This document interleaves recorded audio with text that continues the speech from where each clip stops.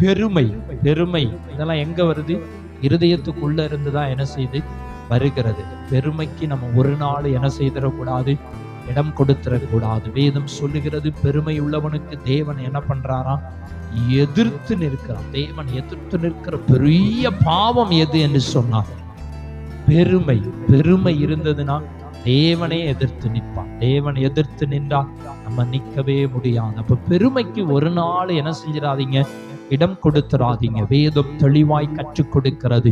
ஏன்னா நம்ம அகற்றி விட வேண்டிய காரியம் இதெல்லாம் உள்ள இருந்து வெளியே வருது.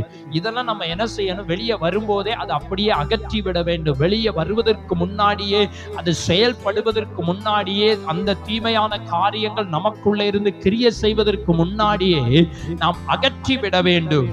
அடுத்து வேதம் சொல்லும், மதிகேடும் புறப்பட்டு வரும். பொல்லாங்கானவைகளாகிய இவைகள் எல்லாம் உங்கள் உள்ளத்திலிருந்து புறப்பட்டு